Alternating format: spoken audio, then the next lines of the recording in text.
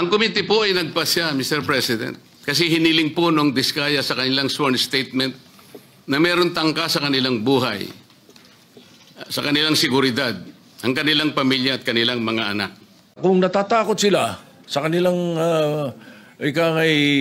security, bilyon-bilyon ng pera nila eh. Ang dami nilang pwedeng bayaran sa security guard eh. Kahit 1,000 security guard kaya nila eh.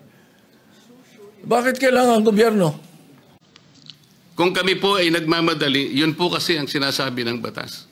Para makapag-apply po siya na sa Witness Protection Program, ang chairman po ng committee sa pagsang-ayon ng kanyang mga miyembro, kailangan po kami gumawa ng sulat sa Secretary of Justice. So in that case, Mr. President, sabi siguro kanina, if I heard correctly, nagmamadali dahil nga yung seguridad ng ating mga magiging witness dapat ay paramount. Pero sa akin, mas paramount siguro na may process na ang mga committee members makita man lang yung sulat bago ito'y ma-repair sa Department of Justice. Wala akong nakita, wala po akong nabasa. Nakita ko na lang sa dyaryo, Mr. President. Mr. President, kailangan lang masagot yung manifestation ni Senator Kiko. For a while, Senator Marcoleta, you have not been recognized yet? Okay. Ang feeling ko, incomplete eh. Ang usapan at narinig ko ito kay Secretary of Justice, kailangan tell all, hindi tell half. Di ba? Ang mga binabanggit, 2022 to 2025 eh. Sila number one contractor 2016 to 2022 eh. Ba't wala doon ang kwento? Di ba? Di ba? And then yung tinatanong, binanggit yung tungkol sa the Blue Ribbon being a lawyer, does not have anything to do with Senator Marcoleta. It was a question by the public. It was a question even by Secretary Claire Castro or Attorney Claire Castro. The question was, di ba kailangan abogado yun? So that was asked of me. And I said, no. Nothing in the rules says so. Wala naman talaga eh. Wala akong binabanggit na gano'n. You should not feel alluded to when I say na among kasi, at tinatanong nila, hindi naman daw abogado, Senator Lacson. Magaling na investigador eh. Di ba? Talo niya ng karaniwang abogado. Hindi ko sinabi, si Senator Marcoleta, abogado na yun, o sino pang abogado. I never mentioned any name. I was saying, napakadaming abogado sa Pilipinas, libo-libo. So, a lawyer who was not well-versed in investigation, mas gusto ko na yung investigador. That was my point.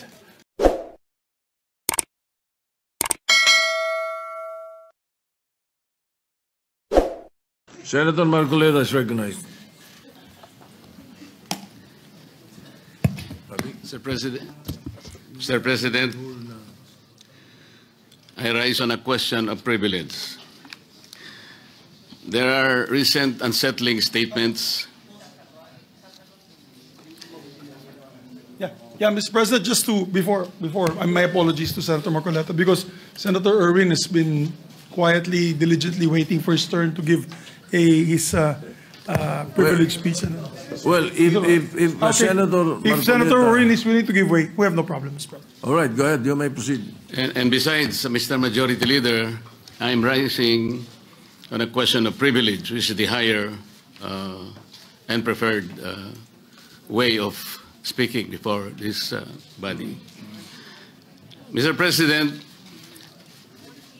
I am armed by the explanation of the minority leader that we're not questioning the prerogative of the presiding officer, but we can question the Senate President on issues that are quite legitimate, such as the matters I would like to raise today. Unsettling because, Mr. President, on September 9, in your interview with ANC Head Start with Ms. Karen Davila about the Blue Ribbon chairman being a lawyer, your answer is, there is no such thing as a rule na dapat abogado yun. Abogado ka nga, di ka naman magaling mag-imbestiga, di ba? so useless. Mr. President, I'd like to put on record there was no inclination from this representation na meron man lang kaming sinabi na ang chairman ay dapat, chairman ng Blue Ribbon Committee ay dapat abogado. Wala po kaming kahit na shadow ng inclination or any reference to that matter, wala po kaming sinasabi. Ngayon po yung sinasabing abogado ka nga, di ka naman magaling mag-imbestiga. Hindi ko po alam kung sino po yung tinutukoy ninyo sapagkat narinig din po kayo sa inyong mga interviews. Sinabi niyo po, Mr. President, na maraming dissatisfied sa direction na tinahak po ng aking investigasyon nung ako pa po ay chairman ng Blue Ribbon Committee. Hindi ko po alam kung sino po yung dissatisfied sa mga members natin. Wala naman pong perpekto, Mr. President, pero sa akin pong pananaw ay ginawa ko po yung aking makakaya. Kung meron man po akong pagkukulang, ay humihingi po ako ng tawad sa aking mga kasamahan sa Blue Ribbon Committee. Ngunit hindi ko po sinadya na ilihis sa direksyon ng tamang pag-iimbestiga ang ating Blue Ribbon Committee. Noong September 10 po, 2025, ang programa pong Sa Totoo Lang, sa 1PH, nandun po yata si Job Francisco, Chicky Berhel, Cheryl Cosim. Ang sabi po ninyo, with reference to the affidavit of the Discayas, may suspetsa kami na inedit yung affidavit. Mr. President, ito po ay indirect affront to the integrity of this representation. Yung lamang pong pagsuspetsahan niyo na inedit yung affidavit, paano kayo nagsuspetsa? Ano po ang ginamit ninyong batayan at pagsususpetsahan ninyo na maring inedit yung affidavit? Ako po bilang chairman ng Blue Ribbon Committee, nagpakaingat-ingat po ako nung sila po ay sa pamamagitan ng kanilang mga taga-lapit, ay minabuti ko pong hingin sa kanila. Sumulat sila sa akin para malaman ko kung talagang meron silang kagustuhang magpahayag ng kanilang saloobin tungkol sa dinidinig natin sa Blue Ribbon. At gusto kong masatisfy ang sarili ko, Mr. President, kung totoo nga at kung bakit nila gagawin. So nakareceive po ako ng sulat sa kanila, handwritten. At nung malaman ko po na talagang galing sa kanila ang pagpapahayag na voluntaryo, sinabi ko, sige, gawin ninyo. At kinakailangan, bago nyo ibigay sa akin, notaryado na yun. At yun pong affidavit na yun, o subscribe sworn statement, Mr. President, ay naibigay sa akin, araw na po, maggagabi na po ng araw ng linggo, in a sealed envelope.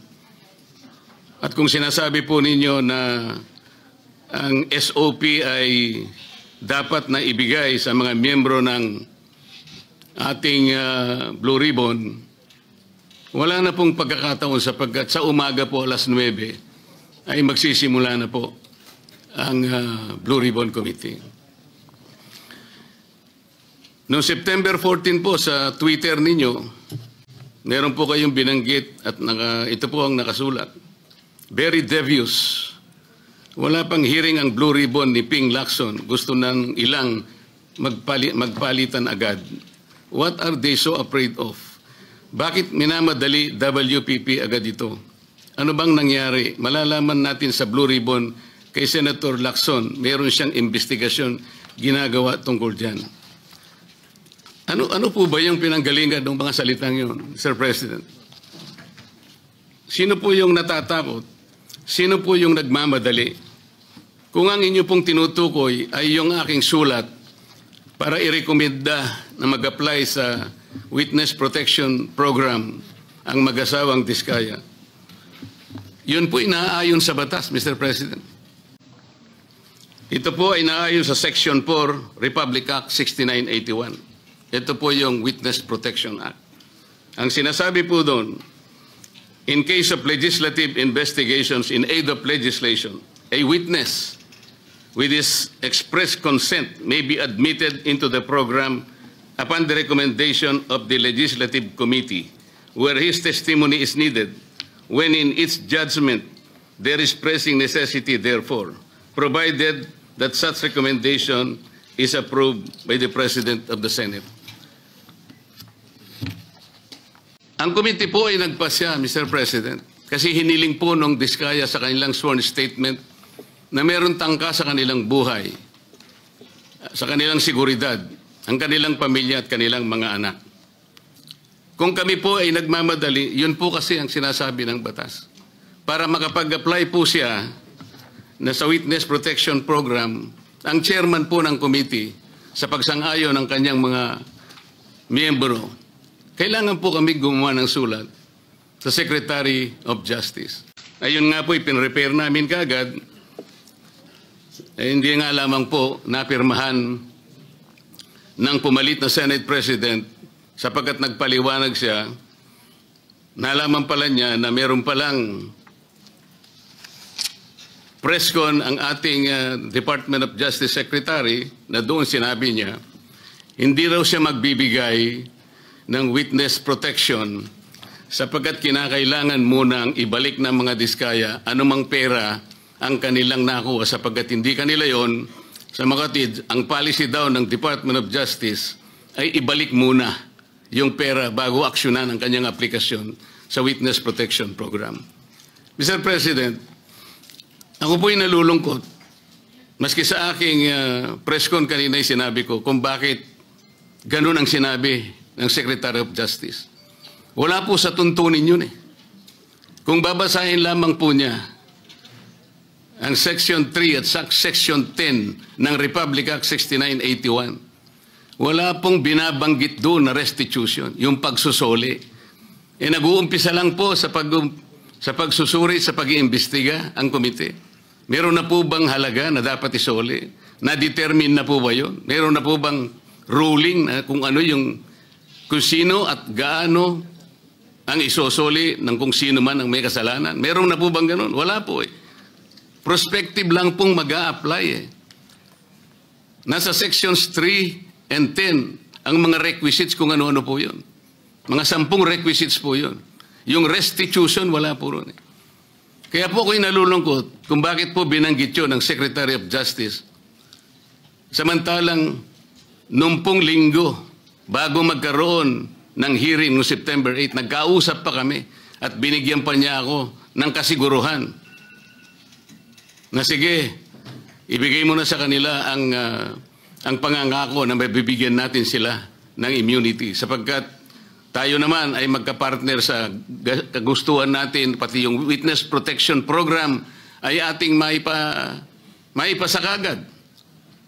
So yung pagbibigay po niya sa akin ng garantiya, kasama na po yung kanyang USEC. Yun ang nagbigay sa akin ng lakas na loob. Kaya ako'y sumulat kagad. Hindi ko alam na babaligtarin ako ng Department of Justice.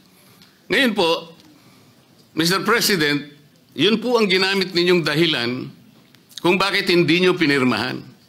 Sana man lang po ay napakarami naman ninyong mga abogado sa inyong opisina rin. Binasa nyo sana yung batas. Kung yung restitution po ay isa sa requisite para ang isang tao ay makapag-apply man lang. Yun po kasi yung prinsipyo ng batas eh. Bago siya gumawa ng isang marahas na kapasyahan, alam niyang mag-aalanganin ang buhay niya. Magsasabi siya nung inaakala niyang maaring makapaglagay sa panganib ng kanyang buhay, kailangan nga bigyan natin din siya ng protection. Yun po yung batas eh. Hindi ko nga po alam kung bakit sasabihin ninyo, bakit may pagmamadali? Dito pa nga po sa sinabi ninyo noong September 13, Mr. President.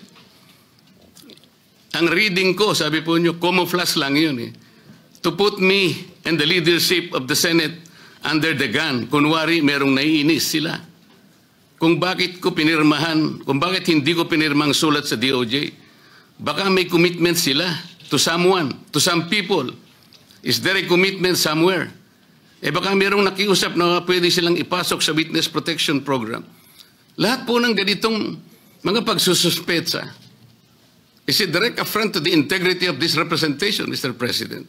As a member of the Senate, bakit po kinakailangan magkaroon tayo ng ganitong pahayag sa publiko na walang basihan ni katitingman? Ito po yung nakakalungkot. Noong September 10, sa bilyonaryo interview with Ms. Corina Sanchez, ang tanong po ni Ms. Corina, Bryce Hernandez natatakot daw po siyang bumalik sa Senado. May basihan po ba ang kanyang pangamba? Yun po yung tanong niya sa ating Senate President. Ang sagot po ng ating Senate President, sabi niya sa House. Makatwid, parang kinonfirm niya. Ang nangyari, yung mga congressmen nag-request na kung pwede daw, huwag ibalik sa Senate dahil meron daw siyang binabanggit na mga senador. So ang ginawa naman ng mga congressmen, nakiusap kay Speaker, si Speaker tinanong sa akin, dahil ang sinasabi raw kung pwede mo nang i-retain. Sabi ko, hindi pwede dahil sa legal custody namin yan eh. Dahil merong contempt dyan sa Senado. Nakikiusap sila kung pwede na wag sa Senate mismo, hindi naman i-retain sa House. Ang umandar sa akin, siyempre, yung tinatawag na parliamentary courtesy. Kasi meron silang nakakontempt doon, yung si Mendoza, gusto rin naman namin kunin yun. Alam ko later, iimbitahan namin yun. So ang nangyayari po, Mr. President, kaya ba dinidiscredit, kaya ba pinagsususpetsahan yung Diskaya sworn affidavit sapagkat may binanggit siyang 17 congressmen? Yun po ba ang dahilan? Bakit naman po nung yung Hernandez ay nag-testify sa House, bakit kagyat nating pinakinggan naman ang kanyang katwiran? Dahil may binanggit naman siya, di umano, na may kasalanan na dalawang kasama natin dito.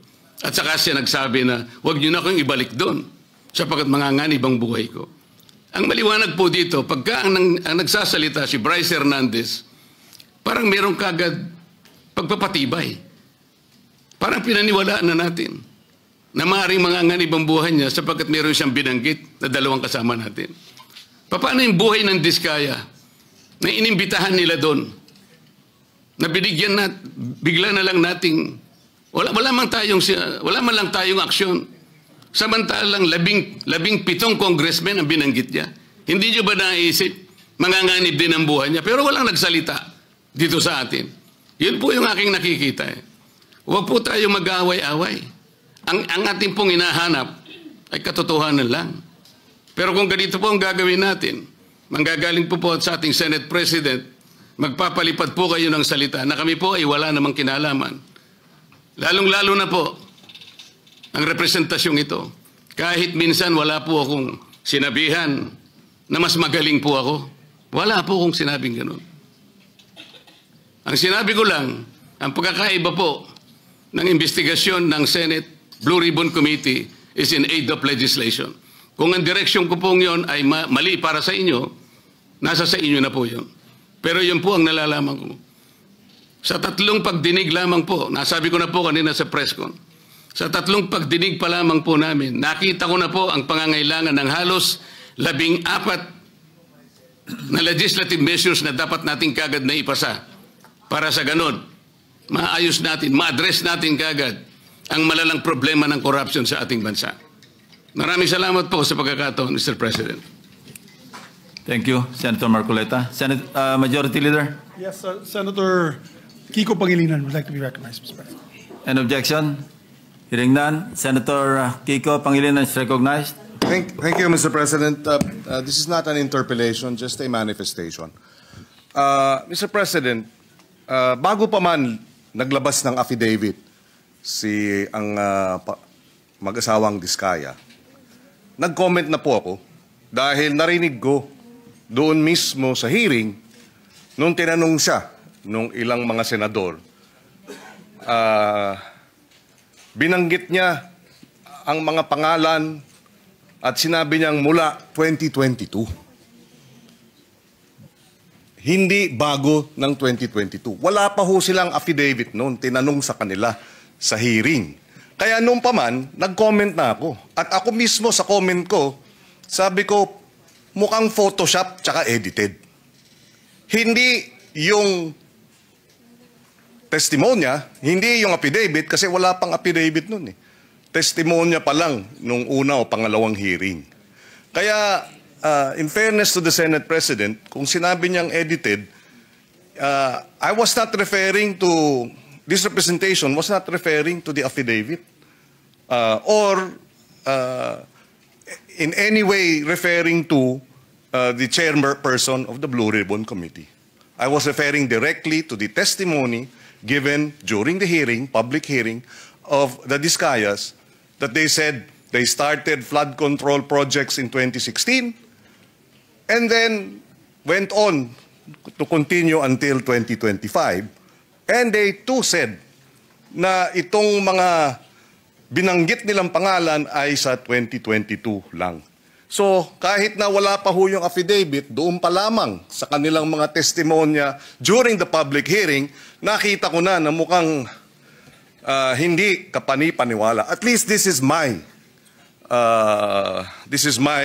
view as a lawyer na mukhang kung gagawin silang state witness, kinakailangan buo, hindi edited.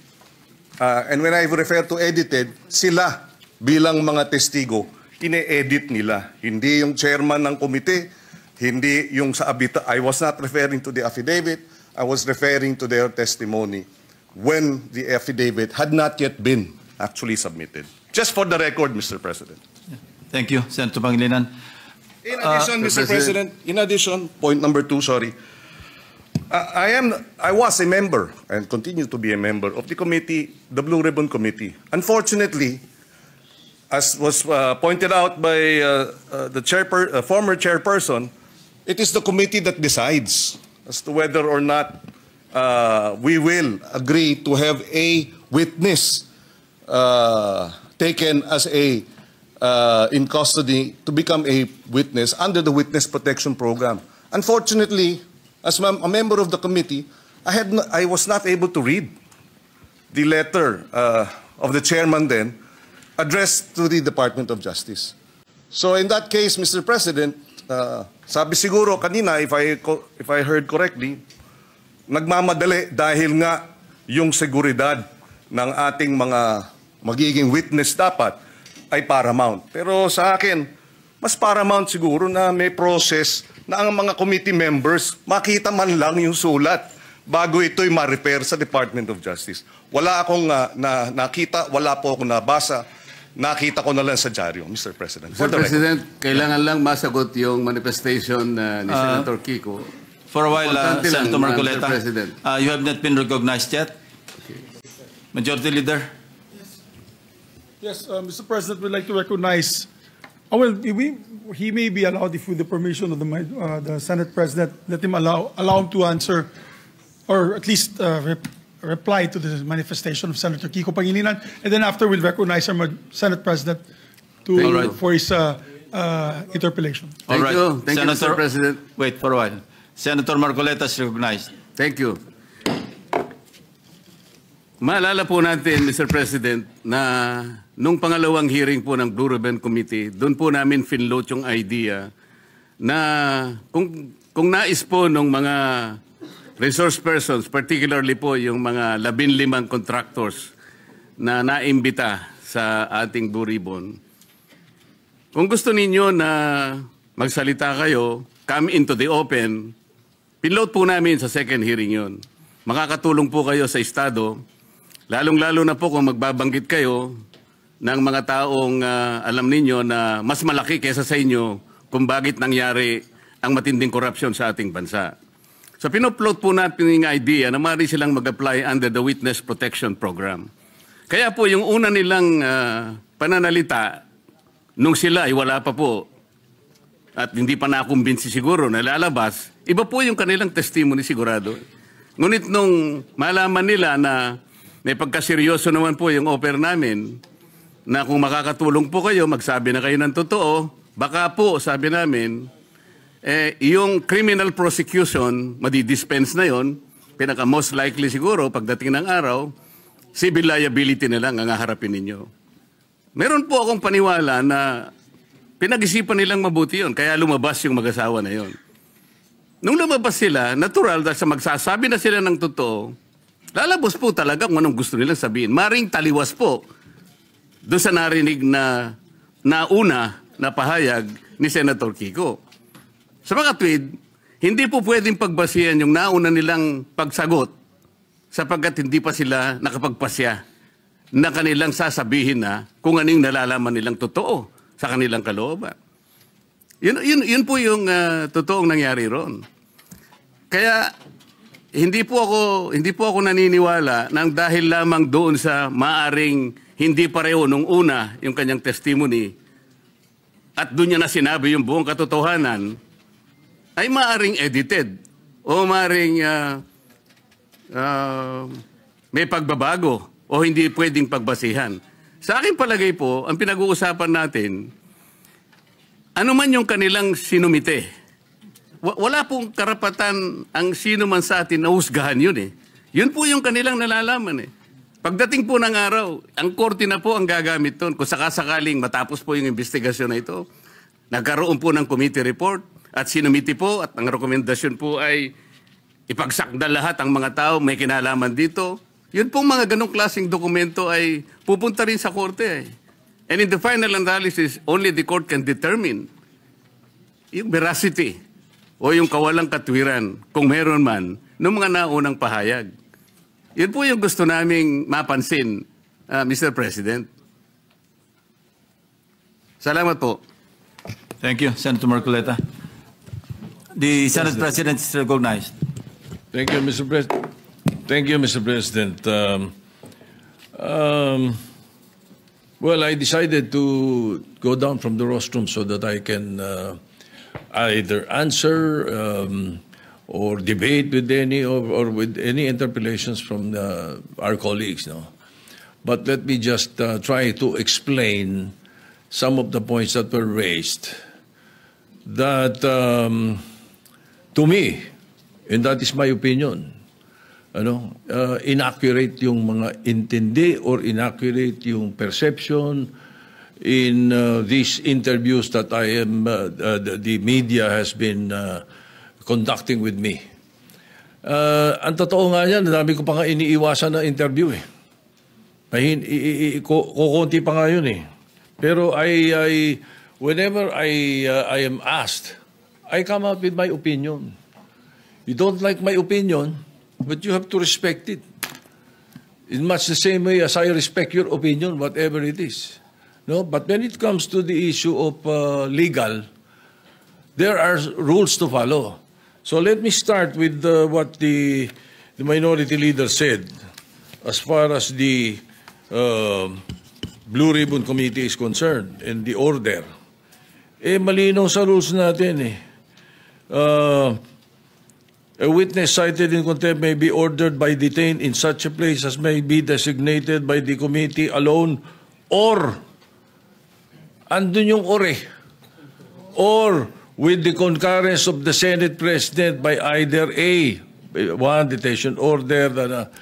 So it's the Senate President has the power to do that. Ngayon,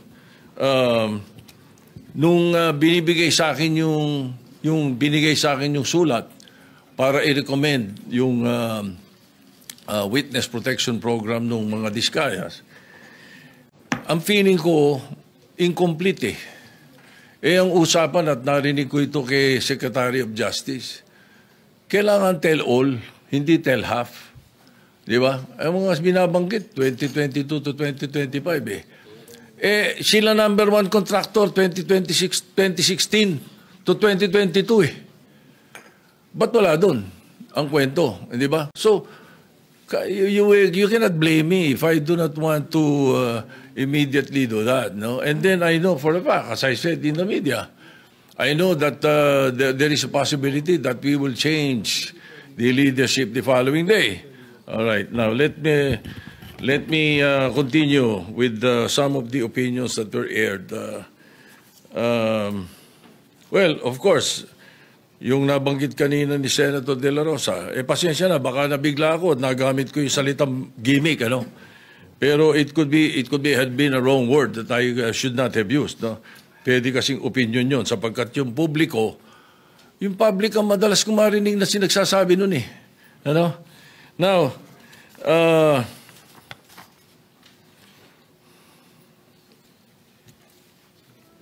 as far as I'm concerned, there's nothing illegal or out of the rules that we have done. My opinion, as aired, kung hindi nyo nagustuhan, pagpasensya nyo ako.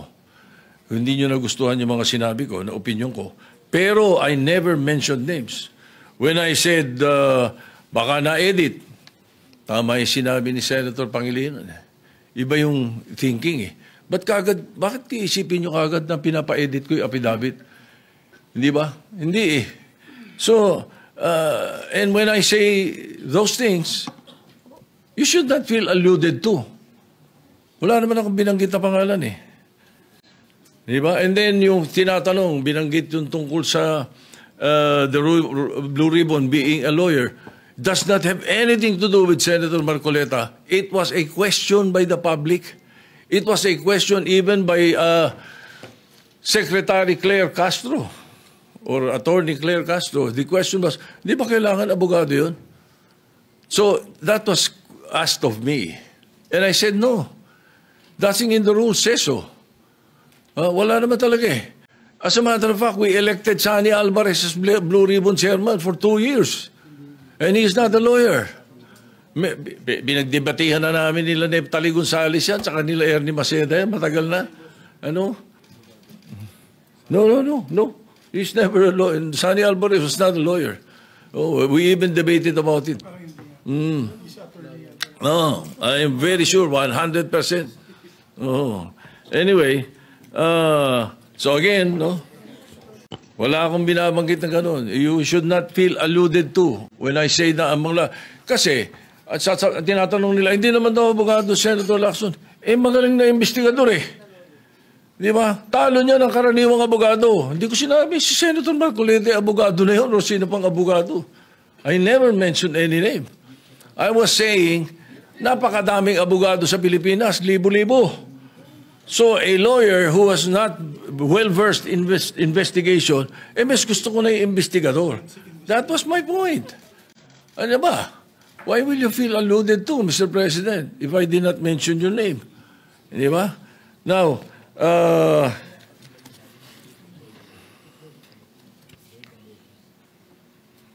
again, as far as the rules are concerned, the Senate President has the power to order his transfer, especially in this case. Now, I asked the chairman of the Blue Ribbon Committee after they sent a letter, and it was done in court. It was done in the RTC 112 this morning. That was where the letter was transmitted to Attorney Valentina of the Senate Legal, who was representing the Senate in the hearing of the writ of amparo. Yun ang istorya nun. So the request must go back to the Senate. Ay sabi ko maganda, if that is your request, because that is precisely what the members of the minority wanted. Hindi ba? So no question. O ba't may question ngayon? Nalilipat natin, binalik natin sa Senate custody. Ano? And then also, to be fair to the OSAHA, every day, they monitor wherever that person is.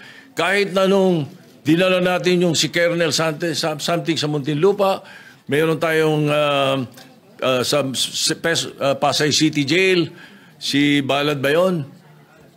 You don't need to have an OSAA there the whole day, 24 hours. It's not necessary. The important thing is it's under the custody of a legal custody. Yun ang importante ron. So hindi kailangan nakabantay OSAA doon. Now, if you want to change the rules, then you propose some amendment to the rules. Na gusto niyo, OSAA nakabantay kahit saan natin ilagay. Alright? Now,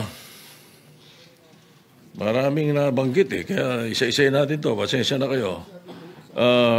Ang Witness Protection Program, ang pagkakaalam ko, magkakaroon ng immunity from criminal prosecution. So kung natatakot sila sa kanilang security, Bilyon-bilyon ng pera nila eh. Ang dami nilang pwedeng bayaran ng security guard eh. Kahit 1,000 security guard, kaya nila eh. Bakit kailangan ang gobyerno? Ay galit na ang mga tao dahil hindi nga natin malaman kung ilan yan, kung nangyari nga yan, kung sila nga yan, hindi po ba? Kaya we were just trying to be prudent. Konting konting hinay. Huwag yung sasabihin natin. Kaya sabi ko, ba't tayo nagmamadali? I'm not pertaining to any senator. Bakit, sana do not feel alluded to if I don't mention your name. Di ba? Oh, and then, state witness, there is no other direct evidence available for proper prosecution eh. So, it is not applicable to the Discayas. At saka na, hindi rin pwede sapagkat ang pananaw ng karamihan, ang pananaw ng taong bayan, sila most guilty. Ang pwede sa Witness Protection Program, yun, not the most guilty. Ayun ang sinasabi ng batas. Anyway, as I said, the Senate President has the power to order the transfer. And if I have used a word that does not conform to your palate, then pagpasensyahan nyo. Pag ganun, pagkat karamihan ng binanggit ko, opinion ko. Kung ako ini-interview ng media, I always, as far as I'm concerned, tell the truth. Pag ang media kausap mo taong bayan eh. Ganun yun. Kaya iniiwasan ko na hindi ako magsabi ng totoo. Kung opinion ko hiningi, binibigay ko opinion ko, hindi ko tinatago. So if you don't like my opinion, I'm sorry, Mr. President. But that's how it is. Thank you. Yeah, Mr. President.